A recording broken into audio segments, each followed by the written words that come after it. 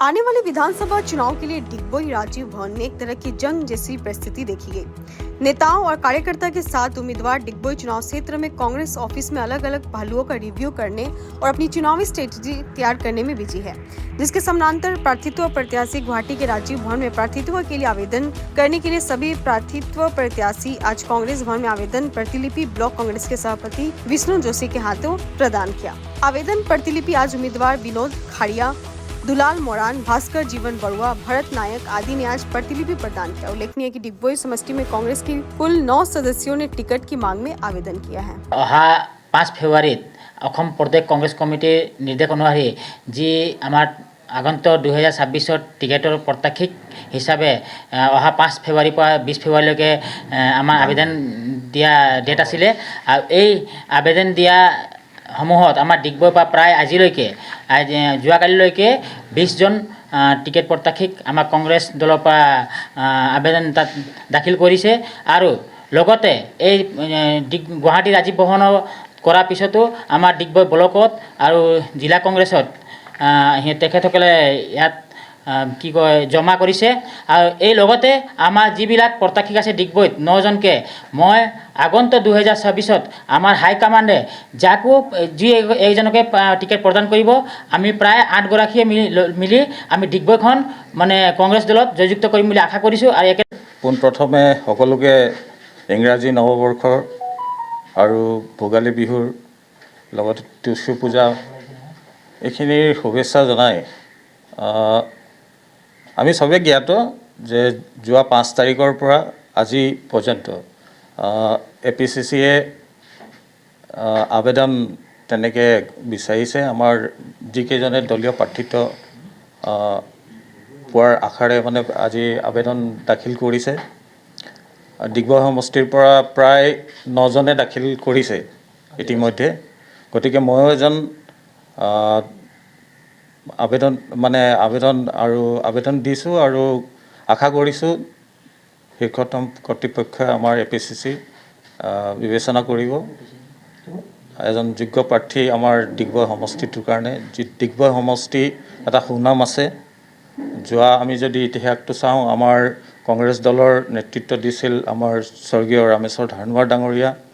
তেখেতৰ যিটো সুনাম আমাৰ ডিগবৈ সমষ্টিটোৰ কাৰণে আনিছিলে সেইখিনি পুনৰ আমি যাতে পুনৰ উদ্ধাৰ কৰিব পাৰোঁ আমাৰ সকলোৰে চেষ্টাত।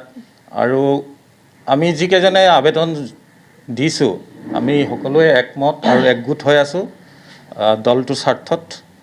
আৰু অহা শুভেচ্ছা জনালোঁ আৰু ভোগালী বিহু ইতিমধ্যে যোৱাৰো সকলোকে শুভেচ্ছা জনাইছোঁ। সকলোৱে অসমৰ সকলো ৰাইজে জ্ঞাত যে সমাগত বিধানসভা 2026 আমাৰ নিচেই ওচৰত চাপি আহিছে। আৰু আমাৰ দলীয় যি প্ৰাৰ্থিত্ব প্ৰদানৰ কাৰণে তেখেতলোকে যি আবেদন জনোৱাৰ সময় 5 তাৰিখৰ 20 তাৰিখলৈকে বৰ্তমান ইতিমধ্যে আজি সমাপ্ত হ'ব।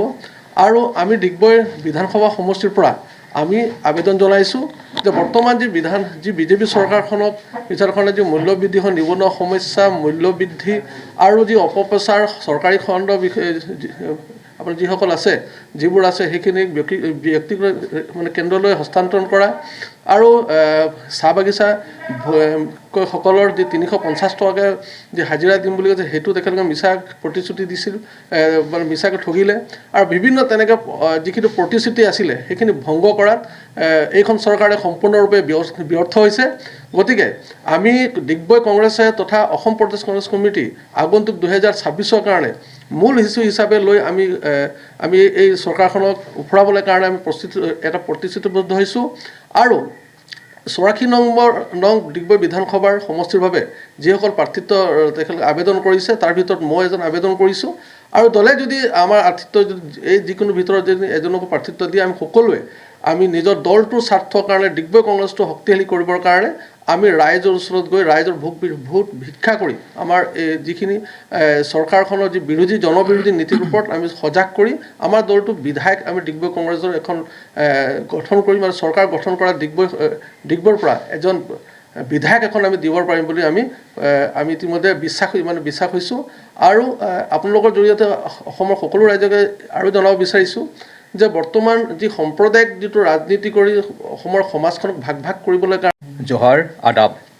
মই প্ৰথমে ডিগবৈ কংগ্ৰেছ দলৰ ফালৰ পৰা মই ভাস্কৰ জীৱন বৰুৱা, মই এজন কংগ্ৰেছৰ টিকেটৰ দাবীদাৰ।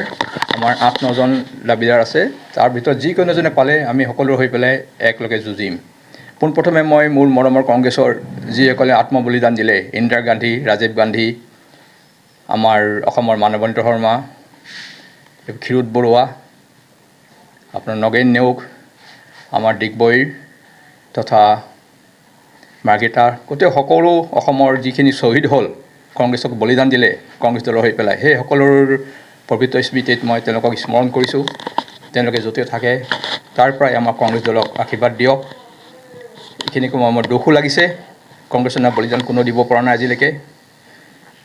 মই বেছি দীঘলীয়া নকৰোঁ, মোৰ আগতে মোৰ বক্তাই ক'লে, আমাৰ ডিষ্ট্ৰিক্ট আমাৰ ব্লক প্ৰেচিডেণ্ট আমাৰ জয়শ্ৰী ডাঙৰীয়াই ক'লে, মোৰ এজন কেণ্ডিডেট আগৰ মোৰ বাতি সুলভ আমাৰ বিনোদ খাড়ীয়ে ক'লে, মই বেছি দীঘলীয়া নকৰোঁ। অনাগত দিনত বিজেপিৰ যিখিনি কুশাসন চলি আছে, মূল্যবৃদ্ধি বিশেষকৈ অৰ্থনৈতিক অৱস্থা জৰুৰীলা কৰিলে, সেই বিষয়ে আমি মাত মাতিম। আৰু বিশেষকৈ মই বিশেষ কথা এটা কৈ দিওঁ, মোৰ डिगबोई से प्रदीप जमनाथ की रिपोर्ट, दिल्ली 24 लाइव।